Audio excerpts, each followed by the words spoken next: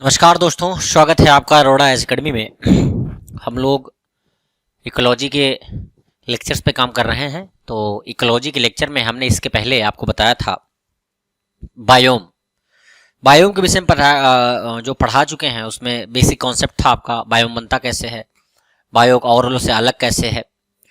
और उसमें हमने ये भी बताया था आपको कि जो है बायोम के लक्षण क्या क्या हो सकते हैं, वो अगले लेक्चर में हम डिस्कस करेंगे। तो नेक्स्ट लेक्चर हमारा ये 5वां लेक्चर हमारा है इकोलॉजी का। इसमें हम लोग बायोम के समान लक्षण डिस्कस करेंगे। अभी हम पढ़ रहे हैं इकोलॉजी में परिस्थितिकी। इकोलॉजी ही के अंदर परिस्थितिकी के तंत्र का वर्गीकरण, जिसमें हम बायोम के समान लक्षण देखते हैं। आज आपको बायोम के विषय में सारी क्लियरिटी मिल जाएगी कि वास्तव में बायोम होता क्या है। तो पहली चीज, पौधों और प्राणियों का सामूहिक समुच्चय ही बायोम कहलाता है। ध्यान दीजिएगा, इसके पहले जब मैंने बताया था तो ये भी बताया था कि देखिए बायोम स्थलमंडल, जलमंडल, वायुमंडल, इन चीजों से मिलकर बना होता है क्या? जैवमंडल। जैवमंडल के अंतर्गत आता है बायोम। पादप और जीवों से मिलकर बना होता है बायोम। वही चीज यहां पर कह रहा है कि पौधों और प्राणियों का सामूहिक समुच्चय। सामूहिक मतलब कि ये एक, मान लीजिए कोई पर्टिकुलर जगह है और यहां पर ये मानो बस्ती है, यहां पर आपके पेड़ पौधे रह रहे हैं, ठीक, और यहीं पे आपने खेती कर ली, यहीं पे आपकी गाड़ी भी खड़ी हो गई, ठीक, यहीं पे आपके घास है, ठीक। तो ये कह रहा है कि ये पौधे हो गए तथा प्राणियों का समुच्चय। अब बहुत लोग रह रहे होंगे ना, हमने तो केवल समझाने के लिए बनाया है आपको। तो जर्नल बात कर रहे हैं कि पौधों प्राणियों का समुच्चय, सामूहिक समुच्चय ही बायोम कहलाता है। यही समुच्चय क्या कहलाता है? आपका बायोम कहलाता है, जिसमें कुछ समान लक्षण सर्जित हो जाते हैं। जिससे एक जीवोम इकाई दूसरे से भिन्न होती है। ऑब्वियस सी बात है, इसकी कुछ दूसरी दिनचर्या होगी, इनका कुछ दूसरा होगा, इनका कुछ दूसरा किसी प्रकार का कुछ हो सकता है। प्रत्येक बायोम में सामान्य रूप से निम्नलिखित लक्षण होते हैं। पहला, बायोम में पौधे प्राणियों में अंतर संबंध विद्यमान होता है। ऑब्वियस सी बात है कि ये हमारा घर है, इसमें कोई भी इंसान रहता है, इनका रिलेशन, इनका और पौधे का रिलेशन है, ठीक, जिनके मध्य प्रतिक्रिया निरंतर सक्रिय रहती है। दूसरी चीज, वनस्पतियां किसी बायोम के प्रधान लक्षणों को अभिव्यक्त करती हैं। जो वनस्पतियां होती हैं हमारी हैं, पेड़ पौधों की जो प्रजातियां होती हैं, वो बेसिकली क्या करती हैं? वही तो ये बताती हैं अलग अलग कि हाँ किस टाइप का बायोम है, उष्णकटिबंधीय है कि शीतोष्णकटिबंधीय है, ठीक, इस टाइप। बायोम विशेष में साम्यता परिलक्षित होती है, परिणाम स्वरूप एक बायोम इकाई का सर्जन होता है। साम्यता मतलब समानता परिलक्षित होती है, इसीलिए एक बायोम इकाई का उद्भूदन होता है, जिसको ये कह सकते हैं उत्पादन होता है। दो बायोम के मध्य एक संक्रमण प्रवेश होता है, जिसमें दोनों के लक्षण थोड़ी थोड़ी मात्रा में उपस्थित होते हैं। अब यहां पर ऑब्वियस बात, ये जो जगह खाली है आपकी, अगर हम इसको कलर से करके दिखाएं तो ये जो जगह खाली है आपकी, ये इन दोनों के मध्य में ये जो जगह खाली है, तो हो सकता है कि दोनों के लक्षण यहां पर क्या हो? विद्यमान हो। दोनों के लक्षण यहां पर विद्यमान हो। वही कह रहा है कि दो बायोम के मध्य एक संक्रमण प्रदेश होता है, जिसमें दोनों के लक्षण थोड़े विद्यमान होते हैं। इसी प्रकार से बायोम का वर्गीकरण अगर हम करने के लिए बोलें, तो विश्व की बायोम के विभिन्न आधारों पर, जैसे जलवायु, वनस्पति, मृदा, जल की दशा, ऊष्मा, पौधा आदि भिन्न भिन्न प्रकार से अलग अलग रूपों से विभाजित किया जा सकता है। आवासों की प्रकृति के आधार पर वर्गीकरण की बात करें तो विश्व के बायोम को निम्न दो वृहद समूह में विभाजित किया जाता है, स्थल और जलीय। अब उम्मीद ये करते हैं कि पहले हम लोग स्थल देखेंगे। हम अगर स्थल की बात करें तो मुख्य स्थल बायोम को सरलीकृत योजना जो विभिन्न अक्षांशों पर प्रवणताओं पर व्यवस्थित किए गए हैं और जिसमें पादप समुदाय की संरचना पर आर्द्रता और तापमान का प्रमुख प्रभाव दर्शाया गया है। तो कुल मिलाकर के ये थोड़ा टफ लैंग्वेज में लिख उठा है। इसको सरलीकृत करते हुए मैं आपको बता देता हूं कि जो स्थलीय बायोम की संरचना है वो बेसिकली स्थलीय ही है। स्थल के अकॉर्डिंग उनके अक्षांश, उनके देशांतर, उनकी ऊंचाई, उनकी लंबाई के अकॉर्डिंग ही स्थलीय बायोम का निर्धारण किया गया है कि ये शीतोष्ण हो सकता है, ये उष्ण हो सकता है, ये उष्णकटिबंधीय, कुछ मतलब जो भी जितने भी टाइप आते हैं 7 से 8 वो सब इसके अंतर्गत आएंगे। ठीक है। ताप देखो जैसे ये संरचना में आर्द्रता, ताप, ये सारी चीजें उसमें आ जाती हैं। जलीय बायोम क्या है कि थोड़ा बहुत ज्यादा ब्रॉस्ट है, मतलब बहुत ज्यादा फैला हुआ है बहुत। तो जैसे यह कह रहा है कि जलीय क्षेत्र की सतह 70% तो पानी है। ठीक है। अब उनमें से उतनी ही प्रजातियां विविधता पाई जाती हैं जितने की अन्य बायोम पाई जाती हैं। लवणता की मात्रा के आधार पर जलीय परितंत्रों को निम्नलिखित 3 प्रकार की परितंत्रों में हम रख सकते हैं। पहला अलवणीय जलीय परितंत्र, जिसमें लवणीय प्रकार या नमक की मात्राएं कम होती हैं। समुद्री परितंत्र, वहां मात्राएं ज्यादा होती हैं। ज्वारमुंदन परितंत्र, अगर आपको याद हो तो गुजरात के जो कच्छ के रण की बात हम करते हैं तो वो ज्वारमंदन है। ठीक। जो कांडला पोर्ट है आपका वो ज्वारानंद मुख के पे ही आधार मतलब स्थापित है। ठीक है, कांडला पोर्ट। तो अब आई थिंक आपको पूरी तरह समझ में आ गया होगा।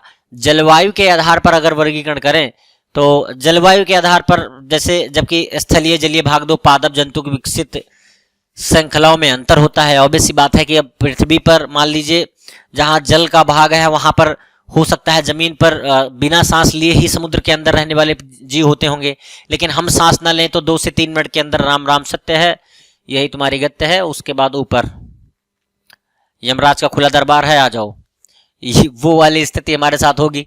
तो अगर हम 2 मिनट से ज्यादा सांस रोक के बैठे हैं, लेकिन कुछ परितंत्र समुद्री परितंत्र में जो ऐसा होता है कि अंदर ही सारे कार्यक्रम उनके हो रहे हैं, उनको किसी प्रकार से कोई मतलब नहीं होता है ऊपर से कि यहाँ ऊपर सांस लेने आना भी है कि नहीं आना है। ठीक। तो वही कह रहा है कि अब तथा भी धरातल पर वनस्पति और जंतुओं के वितरण प्रतिरूप और वर्तमान जलवायु प्रकार में जैसे कि मैंने बताया कि जो समुद्र के नीचे रहते हैं जीव, उनका और ऊपर जो पृथ्वी पे रहते हैं उनका कुछ अलग अलग दिनचर्या उनकी दोनों की हो सकती है। तो उनके बीच हम संबंध को भी दिखा सकते हैं, ऐसा नहीं है, लेकिन बहुत अंतर होता है दोनों की दिनचर्या में। तो अब यही कह रहा है कि जैसे वनस्पति, अगर हम बात करें वनस्पतियों और जंतुओं के वितरण के प्रतिकूल जलवायु के प्रकार के आधार पर, हम अगर बात करें जलवायु के आधार पर, ये जो आपके बायोम होते हैं वो उनका निर्धारण करने का प्रयास किया गया है, उनके निर्धारण का प्रयास किया गया है। असल में बात यह है कि वनस्पति और जलवायु, जो वनस्पतियां हैं और जलवायु, क्योंकि जलवायु के अकॉर्डिंग ही वनस्पतियां उगती हैं, इसीलिए जलवायु का वनस्पतियों से बहुत गहरा संबंध होता है और उनके आधार पर ही कुछ विश्व के कुछ बायोम को यहाँ पर डिफाइन किया गया है। हम आप बात कर लेते हैं सबसे पहले बायोम के प्रकार की। वन बायोम में सदा हरित वन, जिस सदा हरित वन के अंतर्गत क्या आता है, ध्यान से सुनिएगा, तीनों चीज इंटरलिंक हैं। बायोम के प्रकार में पहला बायोम है आपका वन बायोम, उसी वन बायोम के अंतर्गत है सदा हरित वन। सदा हरित वन के अंतर्गत आ जाता है आपका उष्ण कटिबंधीय सदा हरित वन। उसमें क्या होता है ये हम पढ़ चुके हैं ज्योग्राफी में, लेकिन फिर भी हम यहाँ पर रिपीट करेंगे और थोड़ा सा देखेंगे। विषुवतीय प्रदेश कौन कौन से हो सकते हैं? विषुवतीय प्रदेश, ध्यान से सुनिए, विषुवतीय प्रदेश वो हो सकते हैं जो जीरो ये देख रहे हो आप ना, ये यहां से लेके जीरो है ना, यहां से एक लाइन गई है, ये 23 वाली लाइन होगी आपकी, यहां भी 23/2 और ये जीरो वाली होगी, एक लाइन यहां आई होगी। तो यहां से लेकर 5 to 10 5 to 10 दोनों साइडों में, 5 to 10 अक्षांश तक उष्णकटिबंधीय सदाहरित क्षेत्र पाए जाते हैं। वही कह रहा है विषुवतीय प्रदेशों, उष्णकटिबंधीय तटीय प्रदेशों के भारी वर्षा और उच्च तापमान की दशाओं में, क्योंकि यहाँ पर सबसे ज्यादा वर्षा होती है और यहाँ पर तापमान लगभग वर्ष भर समान होता है। एक क्वेश्चन आया था यूपीएससी में 2015 के पेपर में, अगर आप उठाकर देखेंगे, प्रीवियस ईयर लगा रहे होंगे, उम्मीद यही करते हैं, तो उसमें सीधा सीधा लिखा हुआ था कि निम्नलिखित स्टेटमेंट को पढ़ करके नीचे कौन सी जलवायु है उसका आंसर दीजिए। तो स्टेटमेंट इस प्रकार से थी, सुबह जल्दी सूर्य निकलता है और निकलने के साथ साथ जल्दी जल्दी दोपहर हो जाती है, दोपहर होते होते उसके बाद बरसात स्टार्ट हो जाती है और शाम ढलते ढलते, ये लैंग्वेज है उनकी, ये क्वेश्चन है, शाम ढलते ढलते बरसात बंद हो जाती है और मौसम साफ हो जाता है और थोड़ा थोड़ा सूर्य की रोशनी वापस आने लगती है। ऐसा कौन से प्रदेश में होता है? ये 4 ऑप्शन नीचे दिए हुए थे। विषुवतीय प्रदेशों में, उष्णकटिबंधीय प्रदेशों में, क्या कहते हैं ये सवाना प्रदेशों में, या फिर आपका ये भूमध्य सागरीय प्रदेशों में। 4 ऑप्शन ये थे, उठाकर क्वेश्चन देख लीजिए, डिक्टो यही क्वेश्चन होगा। तो आपको अगर ये पता होता उष्णकटिबंधीय प्रदेशों में सदा हरित वन में के अंतर्गत विषुवतीय प्रदेश, ये देखिए अब केवल शब्दों का ही तो खेल है। विषुवतीय प्रदेशों और उष्णकटिबंधीय तटीय प्रदेशों के भारी वर्षा और उच्च तापमान की दशाओं में सघन, ऊंचे और विश्व के सर्वाधिक विविधतापूर्ण जैव संपदा वाले, कठोर लकड़ियों वाले मोहगनी, अबुनस, रोजवुड, डेल्टाई भागों में मैंग्रोव वन पाए जाते हैं।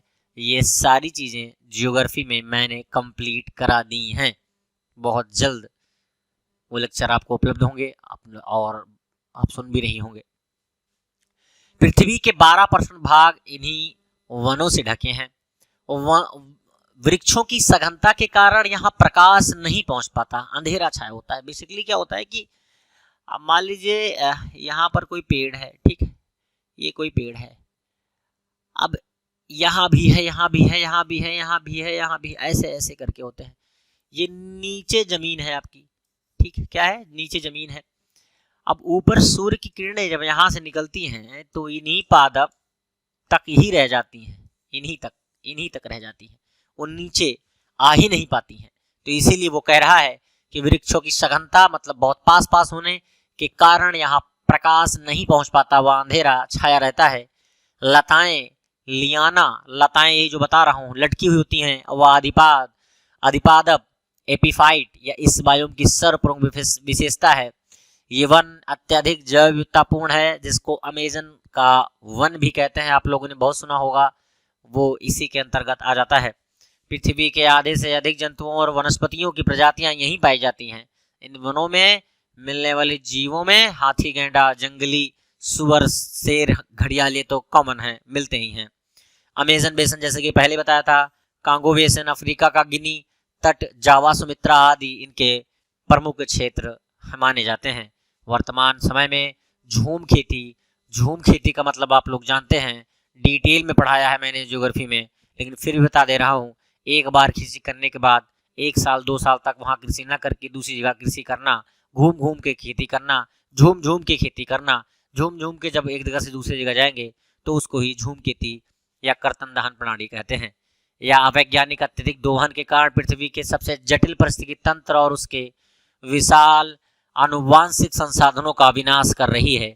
झूम खेती वास्तव में जब जाते हैं जंगल को साफ करना पड़ता है, नई जगह जाते हैं वहां भी जंगल साफ करके झूम खेती करनी होती है। सोचो एक ही जगह करके अगर हम कंटिन्यू एक ही जगह रह के अगर इस खेती को करें तो क्या हमें फायदा नहीं हो सकता? होगा। क्या कर नहीं रहे लोग? कर रहे हैं। लेकिन अब एक जगह एक बार खेती करने के बाद दूसरी जगह गए, उतनी ही मेहनत की, जंगल साफ किया, तो इससे जंगलों का विनाश हो रहा है, कार्बन डाइऑक्साइड की मात्रा बढ़ रही है, जलवायु परिवर्तन का खतरा बढ़ रहा है, टेम्परेचर बढ़ रहा है, ऑक्सीजन शुद्ध नहीं मिल रही है। इन सारी चीजों का लिंकअप है। सोचिए आप कितना बड़ा नुकसान कर रहे हैं हम। अब इसी प्रकार से आप आ जाइए मध्य अक्षांशीय सदाहरित वन, उसी सदा हरित वन के अंतर्गत पहला पॉइंट उष्णकटिबंधीय सदा हरित वन, और उसके बाद दूसरा पॉइंट मध्य अक्षांशीय सदा हरित वन उपोष्ण प्रदेशों में महाद्वीपों के पूर्वी तटीय भाग में। ध्यान दीजिएगा, मान लीजिए दो कॉन्टिनेंट हैं, ये इसका पूर्वी क्षेत्र हो गया, ये इसका पश्चिमी क्षेत्र हो गया, ये इसका पूर्वी क्षेत्र हो गया और ये इसका पश्चिमी क्षेत्र हो गया। ठीक, ये द्वीप हमने डिजाइन किए। ठीक है, डिजाइन किए तो वो ये सीधा सीधा कह रहा है कि उपोष्ण प्रदेशों में महाद्वीपों के पूर्वी तट, मतलब यहाँ की बात कर रहा है, एक यहाँ होगा। बहुत लोगों को कंफ्यूजन हो जाती है कि पूर्वी तट की बात कर रहा है तो क्या मतलब। पूर्वी तट मतलब कि उस महाद्वीप की जहां बात हो रही हो वहां पर ये पूर्वी तट, इस पूर्वी तट की बात हो रही है, इस पूर्वी तट की बात हो रही है। इस द्वीप का यही पूर्वी तट होगा, इस द्वीप का भी यही पूर्वी तट होगा। अगर हम पूर्वी तट की बात करें तो एशिया का पूर्वी तट क्या है? इंडोनेशिया साइड में, मणिपुर साइड में, चीन के साइड वाला, चीन के उस साइड, जापान साइड में, यही तो उसका पूर्व है। तो उसके पूर्व में अफ्रीका का पूर्व क्या है? मेडागास्कर के साइड में, यमन के साइड में, नीचे अफ्रीका के इस मतलब कि मेडागास्कर के साइड में। अगर आप समझ रहे होंगे तो आप समझ गए होंगे। अब इसी प्रकार से दक्षिणी अमेरिका का पूर्व क्या है? तो दक्षिण अमेरिका, ब्राजील का सबसे पूर्वी इस साइड, नजदीक वाला, उस साइड नहीं जहां पेरू के तटीय क्षेत्र है, नहीं। अमेरिका का क्या कहते हैं पूर्वी क्षेत्र क्या है? पूर्वी तटीय कहां पर होगा? वो उत्तरी अमेरिका का। तो वाशिंगटन डीसी जहां बना है ना, वो पूर्वी क्षेत्र में ही है। अब यही है, तो वो कह रहा है कि ये पूर्वी तटीय भागों के ये वर्षावन हैं। यहाँ पर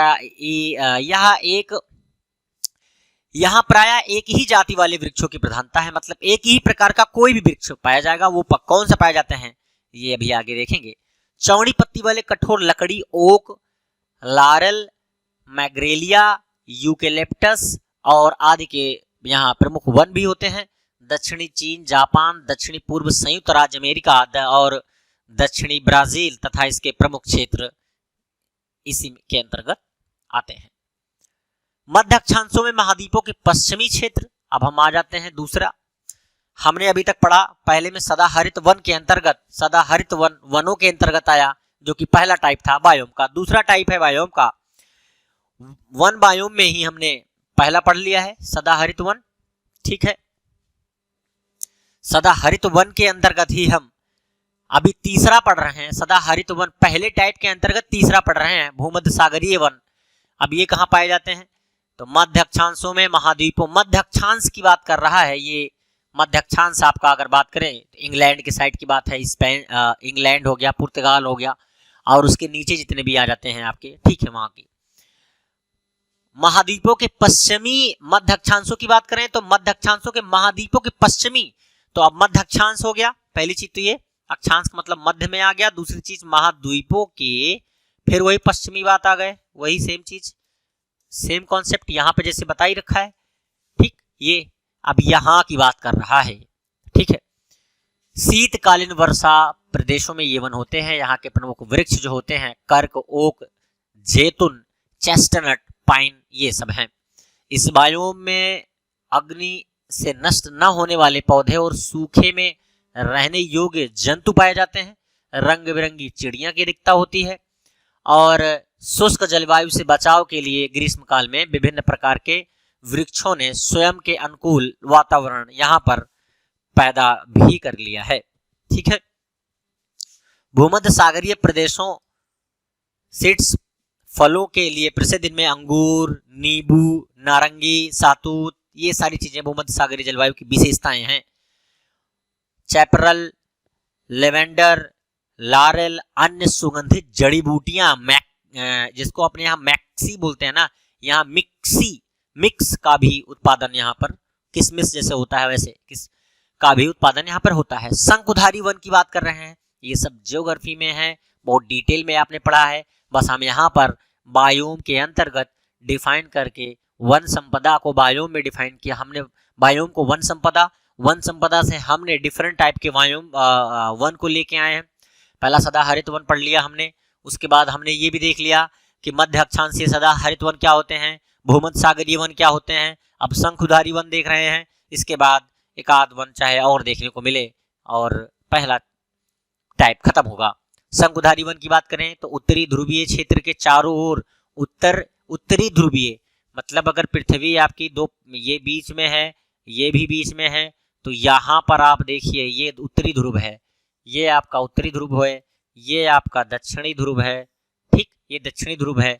तो हम लोग यहाँ की बात कर रहे हैं, हम लोग यहाँ की बात कर रहे हैं। अभी वो यही कह रहा है कि उत्तरी ध्रुवीय क्षेत्रों के चारों ओर मैंने लकीर बना दी है। एशिया और उत्तरी अमेरिका के महाद्वीपों में अन्य भागों में ऊंचे पर्वतों पर पाए जाने वाली मुलायम लकड़ी के वन होते हैं। इन वनों में अगर हम बात करें, चीड़, देवदार, फर, हेमलक, स्प्रू, बहुत प्रकार की वन पाए जाते हैं। इन वृक्षों की पत्तियां मोटी और सुइयों के आकार की होती हैं। अगर आप कभी हिमालय साइड गए हों तो लंबे लंबे वृक्ष आपको मिलेंगे, मतलब इतने लंबे होंगे, ऐसे खड़े रहते हैं कि देख के उनको डर लग जाए कि ये कब गिर जाएंगे। लेकिन सच्चाई है कि बहुत लंबे लंबे होते हैं, उनको आप छू भी नहीं सकते, कांटे लगे होते हैं एक प्रकार से। तो वही कह रहा है कि मोटी और सुइयों के टाइप के होते हैं, उनकी पत्तियां नुकीले टाइप की होती हैं, ठीक है। और यह शीत ऋतु में ठंड से बचाव में सहायक होते हैं। शंकुधारी की बात करें, वृक्ष, शंकुधारी वन वृक्षों के विश्व के वन क्षेत्रों के अंतर्गत सर्वाधिक विस्तृत रखते हैं, मतलब इनका विस्तार विश्व में सबसे ज्यादा है शंकुधारी वृक्षों का। और टैगा वनों के प्रदेशों में लोमड़ी, मिक, सामूर, साइबेरियन केर, ये सब मिलते हैं वहां पर, ठीक है। अब देखिए ये तो हो गया सदाहरित वन के अंतर्गत हमने 4 टाइप पढ़े शंकुधारी वन। अभी वन बायोम के अंतर्गत ही आप में पार्ट बी आ गया, पर्णपाती वन। पर्णपाती वन क्या होता है, उसमें भी 2 टाइप होते हैं, मध्य अक्षांशीय पर्णपाती वन, उष्णकटिबंधीय पर्णपाती या मानसूनी वन, ठीक है। तो इनको हम नेक्स्ट लेक्चर में कवर करते हैं। तब तक के लिए नमस्कार, जय हिंद।